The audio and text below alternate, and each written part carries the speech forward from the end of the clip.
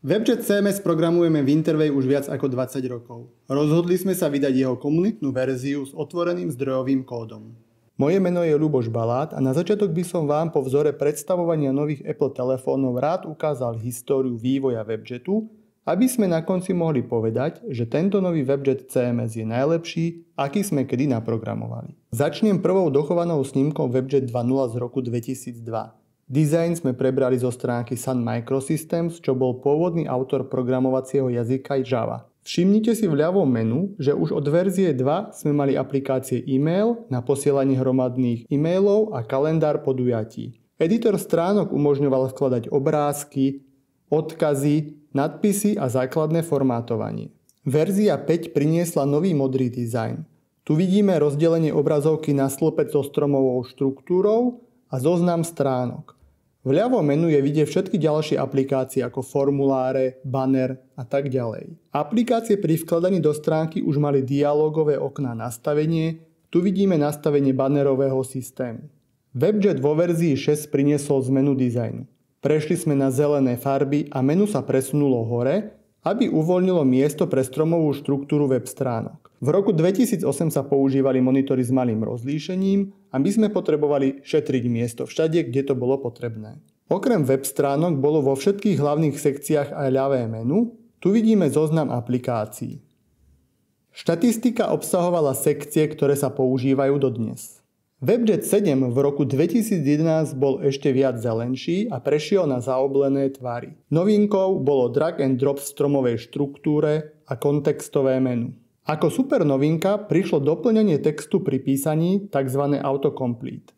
Tu vidíme doplnenie názvu konfiguračnej premennej, dnes štandard, v roku 2011 prevratná novinka. Ešte väčšia vec bolo hromadné nahrávanie súborov. Vedeli ste napríklad do galérie nahrať naraz viac súborov? Dovtedy to bolo možné len pomocou zip archívu. Vo verzii 7.5 z roku 2013 prišla prevratná novinka. Živé zobrazenie náhľadu aplikácie. Dovtedy sa zobrazovala len ikona aplikácie namiesto živého náhľadu.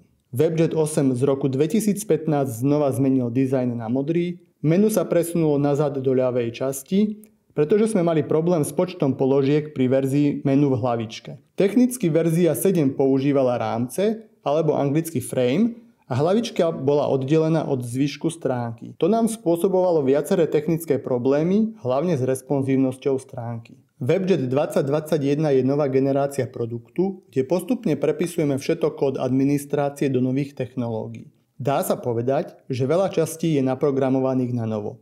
Nový samozrejme je aj dizajn. Už od počiatku vývoja tejto novej generácie sme sa pripravovali na otvorenie zdrojového kódu. Ako prvá vznikla dokumentácia pre programátora a postupne sme vytvorili aj dokumentáciu pre redaktora, správcu, prevádzku, ale aj webdizajnera a programátora zákazníckych aplikácií. Dokumentáciu nájdete na stránke docs.webjetcms.sk. Naša snaha je dodať kvalitný produkt. Podobne ako dokumentáciu, od začiatku sme pripravovali aj automatizované testy pre všetky na novo naprogramované časti. Aktuálne existuje viac ako 500 automatizovaných testov, ktoré sa spúšťajú každú noc a kontrolujú chyby v produkte. Výsledky sú dostupné v reálnom čase na stránke docs.webjetcms.sk. Za nami je teda viac ako 20 rokov vývoja, investovaných nespočetný počet programátorských hodín. Za to samozrejme ďakujeme aj vám klientom a používateľom, bez vás by sme tak ďaleko nikdy nedošli. Nová kapitola vývoja je otvorenie zdrojového kódu Webjet CMS a vytvorenie komunitnej verzie, ktorá je dostupná zdarma pre všetkých. Na stránke webjetcms.sk je dostupný prehľad licencií. Sú tam štandardné verzie Basic, Professional a Enterprise. Pod týmto zoznamom je ale nová sekcia s informáciou o licencii Community vo forme Open Source. Je dostupná pre neobmedzený počet používateľov, obsahuje 27 aplikácií a používa licenciu typu Apache 2.0. V komunitnej verzii môžete samozrejme programovať vlastné aplikácie. Budeme v budúcnosti radi, ak aj vy zverejníte kód aplikácií, ktoré môžeme zahrnúť do štandardnej verzie. Na stránke je v sekcii aplikácie zoznam všetkých aplikácií a modulov Webjet CMS s označením dostupnosti v jednotlivých verziách. V komunitnej verzii sú dostupné základné moduly ako editor stránok, dostupný je aj Page Builder pre tvorbu komplexných stránok, šablóny pre zobrazenie a aj online editor obrázkov. Dostupné sú aplikácie ako Novinky, Galéria obrázkov, Anketa, Cookie lišta, otázky a odpovede, generovanie menu a Google vyhľadávanie. Správa používateľov je rovnaká ako v licencovanej verzii, môžete teda podrobne nastavovať oprávnenia. K dispozícii sú aj systémové moduly ako audit, presmerovania alebo RSS export. Do budúcna plánujeme rozšíriť zoznam aplikácií na skutočný aplikačný obchod, v ktorom si budete môcť s jedným kliknutím dokúpiť potrebnú aplikáciu a ihneď ju začať používať. Na fotke vidíte náhľad, ako to bude vyzerať. Ceny si nevšímate, tie sú generované náhodným číslom. Technicky už dnes vieme dodať licenciu pre komunitnú verziu s doplnenou aplikáciou napríklad formulár ľahko, len tento proces zatiaľ nie je automatizovaný. Nič vám teda nebráni v použití kombinácie open source licencie na WebJet CMS s doplnenou komerčnou aplikáciou v jednom projekte. Isto sa teraz pýtate, ako na to, alebo kde je háčik. Zdrojový kód je dostupný na stránke github.com/WebJet CMS. Je zverejnený kompletný zdrojový kód, ale pod open source licenciou spadajú len niektoré časti. Kód je teda duálne licencovaný. Vývoj zatiaľ prebieha v našom internom GitLab prostredí a na GitHub zdrojový kód manuálne synchronizujeme, ale predpokladáme, že od roku 2024 prejdeme na vývoj priamo v GitHub prostredí. Čo je dôležité spomenúť je, že WebJet obsahuje viaceré komerčné knižnice, ktoré nemajú otvorený zdrojový kód.